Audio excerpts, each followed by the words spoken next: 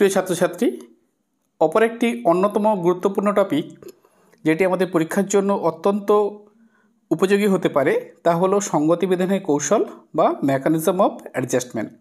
তো প্রথমে আমরা জানবো যে মেকানিজম অফ অ্যাডজাস্টমেন্ট কাকে বলে।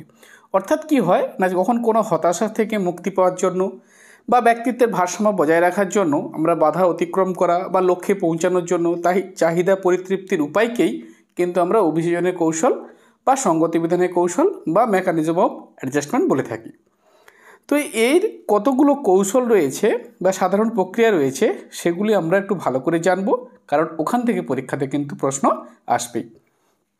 কি রয়েছে বলছে, সব কৌশলই মূলত হতাশা, ব্যর্থতা, সামাজিকভাবে অগ্রহণযোগ্য প্রবৃত্তিকে নিয়ন্ত্রণ এবং অভিযোজনের চেষ্টা।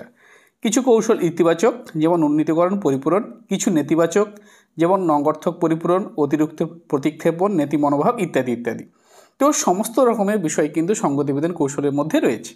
প্রথম যে কৌশল রয়েছে পরিপূরণ বা কম্পেনসেশন। এটি কি বলছে, দুর্বলতাকে অন্য ক্ষেত্রে সাফল্যের মাধ্যমে পূরণ। বৈশিষ্ট্য কি রয়েছে, শারীরিক বা মানসিক বা সামাজিক ঘাটতি অন্য ক্ষেত্রে পরিশ্রমের মাধ্যমে কাটিয়ে ওঠা। কেমন বলছে, দুর্বল ছাত্র খেলাধুলায় উৎকর্ষতা, প্রতিবন্ধী ব্যক্তি নৃত্যে বা খেলায় সাফল্য অর্জন করতে পারে। তো এটি হচ্ছে কি পরিপূরণ। এই পরিপূরণের আবার কতগুলো সাধারণ ভাগ রয়েছে। প্রথম কি, প্রত্যক্ষ পরিপূরণ, অর্থাৎ দুর্বল ক্ষেত্রে উৎকর্ষতা অর্জন।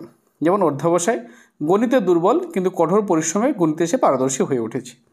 অতিপূরণ কি না, দুর্বল ক্ষেত্রে অতিরিক্ত উৎকর্ষতা, যেমন অতি অধ্যবসায়, প্রতিবন্ধী হয়ে পরিণত বয়সে নৃত্যে কিন্তু সে পারদর্শী হয়েছে। পরিবর্তিত পরিপূরণ কি না, এক ক্ষেত্রে দুর্বলতা অন্য ক্ষেত্রে সাফল্য, অর্থাৎ কি সেটা প্রতিস্থাপন হয়ে যাচ্ছে। কেমন, পড়াশোনায় দুর্বল কিন্তু খেলাধুলায় সে দক্ষ। আর অপ্রত্যক্ষ পরিপূরণ, নিজের ব্যর্থতা সন্তানের মাধ্যমে পূরণ করা, সামাজিক বা পারিবারিক প্রতিস্থাপন।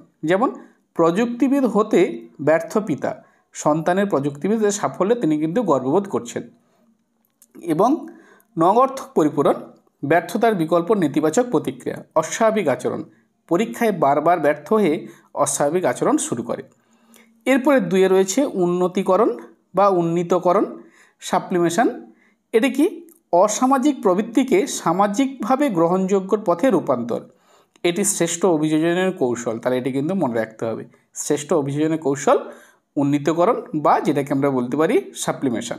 কেমন, শিল্প, সাহিত্য, গবেষণা, সঙ্গীত, নৃত্যে ইত্যাদি ক্ষেত্রে যে ব্যক্তি তারা হন, তারা কিন্তু কি হয়, একটু সামাজিক দিক থেকে তারা একটু দূরে থাকে বা সামাজিক কর্মকাণ্ডের সঙ্গে তারা ততটা জড়িত থাকেন না। তো সেই অর্থে আমরা তাদেরকে অসামাজিক বলি, কিন্তু সেই বিষয়গুলো ঠিকঠাকভাবে সত্য নয়।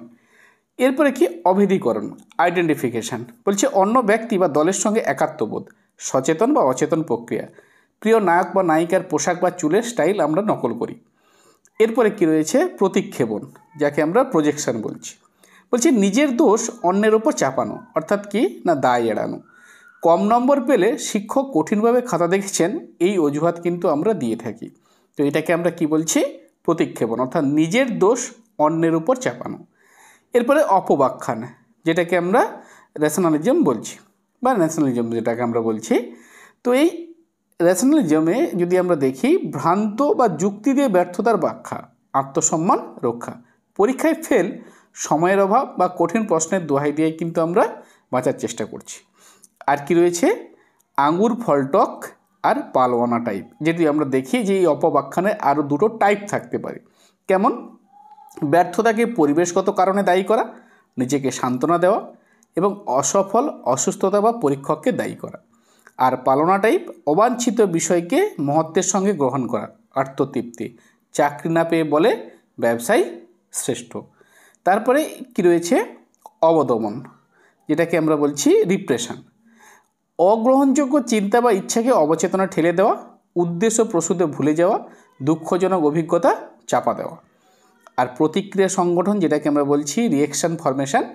এখানে আমরা কি, অসামাজিক ইচ্ছার বিপরীত আচরণ করা, বিপরীতধর্মী মনোভাব, বদমেজাজি ব্যক্তি অতি বিনীত আচরণ করছে, তাহলে এটা বিপরীত প্রতিক্রিয়া সংগঠন হচ্ছে।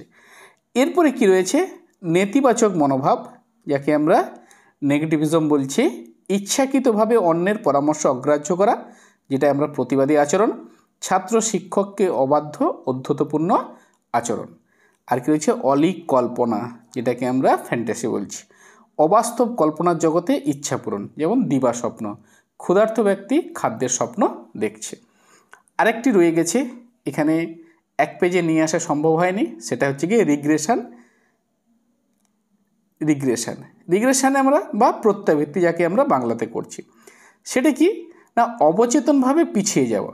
অর্থাৎ এটিও কিন্তু একটি অভিযোজনের কৌশল। অর্থাৎ প্রাপ্তবয়স্ক ব্যক্তি যখন তার চাহিদা পূরণে ব্যর্থ হয় তখন সে শিশু বা অল্প বয়স্কদের মতো আচরণ করে দেয়।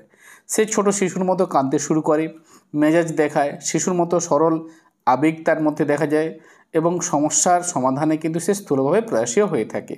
তাহলে এই ধরনের বিষয়গুলো কিন্তু রিগ্রেশনের পর্যায়ে চলছে। তাহলে মূল্যায়ন কি বলছে, অভিযান কৌশলগুলি মানুষের মানসিক ভারসাম্য বজায় রক্ষাতে সাহায্য করে।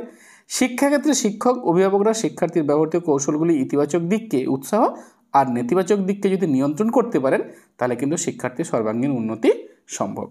তাহলে এই ছিল ছোট্ট সংক্ষিপ্ত একটি টপিক, যেটা কিন্তু তোমাদের পরীক্ষাতে এখান থেকে প্রশ্ন আসবেই আসবে। তোমরা প্রশ্নপত্র হাতে পেলে বিষয়টি বুঝতে পারবে। ভালো থেকো, খুব ভালো করে পড়তে থাকো।